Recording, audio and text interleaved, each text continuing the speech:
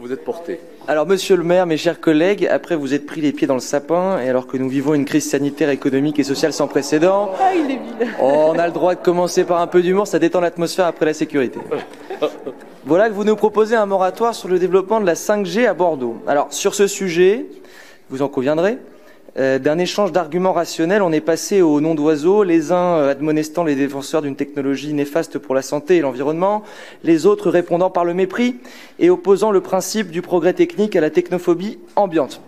Essayons collectivement de ne pas tomber dans ce piège aujourd'hui. Merci.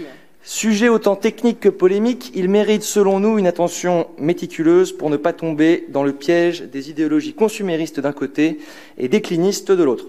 C'est donc sur cette ligne de crête qu'au nom du groupe Bordeaux Ensemble, j'aurai quelques éléments à partager avec vous tous, mes chers collègues. En Europe, seuls 9 États n'ont pas encore attribué les fréquences 5G. Tous les autres, et pour certains réputés pour leur précautionnisme écologiste, notamment les pays scandinaves, ont déjà soit procédé au lancement commercial à grande échelle ou à minima attribué les fréquences aux opérateurs. La France, de ce point de vue-là, accuse donc un retard certain. Je ne vous parle même pas de nos amis chinois qui expérimentent déjà la 6G. Alors à quoi va servir la 5G? D'abord, effectuer un grand pas en matière de couverture réseau. La France accuse un retard conséquent avec seulement 80% du territoire couvert par la 4G, loin derrière les États-Unis, le Japon et la Corée du Sud qui forment le trio de tête. Dans nos zones rurales, le déploiement de la fibre optique coûte encore beaucoup trop cher, d'après les opérateurs, surtout les derniers kilomètres jusqu'à l'utilisateur final. La 5G, de ce point de vue-là, permettrait de remédier à ce problème en apportant du très haut débit par onde radio, ce qui est de très loin la solution la plus efficace et la moins coûteuse pour couvrir des territoires dites zones blanches ou grises. Parmi les autres exemples utilisés par les avocats de la 5G, ville intelligente, éclairage public temporaire, industrie 4.0, télémédecine, véhicules connectés. En réalité, dans tous ces exemples, beaucoup sont erronés. Certains ont vocation à être accordés par fibre, par exemple la télémédecine. Une cabine de télémédecine fixe ne nécessitera pas d'ondes radio. Et quand d'autres n'ont pas non plus vocation à utiliser la 5G haute fréquence. C'est-à-dire qu'une plateforme de streaming ou de téléchargement n'a pas vocation à utiliser une 5G très haute fréquence, 26 gigas, comme celles qui sont attendues ou annoncées pour 2025-2026. Côté santé, je cite le rapport de l'Inspection générale des finances de ce mois-ci. Comme ça, on a une base sur laquelle s'accorder factuelle. Le rapport explique que les éléments disponibles à ce jour permettent d'estimer que l'introduction de la 5G basse fréquence d'ici 2 à 3 ans ne générera pas de rupture en matière d'exposition dans les zones urbaines. Il n'y a donc aucun danger à très court terme. En revanche, effectivement, le recours ultérieur à la bande haute fréquence à partir de 2025 amènerait des effets nouveaux qui restent totalement à documenter. On est totalement démunis de ce point de vue-là et on attend un rapport de l'ANSES pour mars 2021. Oui. Côté consommation des données, elles ont déjà été multipliées par 10 entre 2015 et 2019 et cela risque de nettement augmenter avec la 5G. Et même si la 5G est moins énergivore que la 4G à volume de données constant, l'augmentation de la consommation des données et donc d'énergie n'est évidemment pas souhaitable pour la planète qui a cruellement besoin d'une rationalisation de nos habitudes de consommation.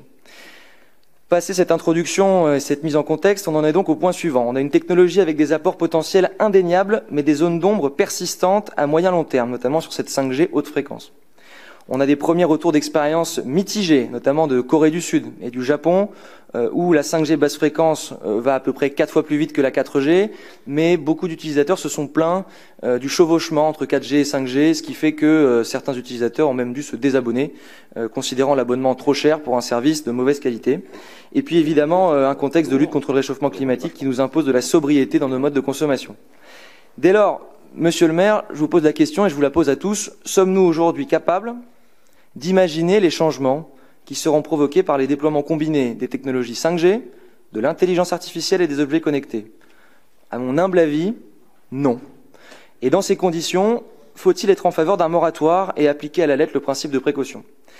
Pour répondre à la question, au nom du groupe, je reprendrai les mots du patron du Parti communiste, Fabien Roussel, qui attend de voir, c'est une citation, conditionnant son positionnement à l'hypothèse d'une maîtrise publique de l'exploitation du réseau et aux résultats des études de l'ANSES attendues pour mars 2021.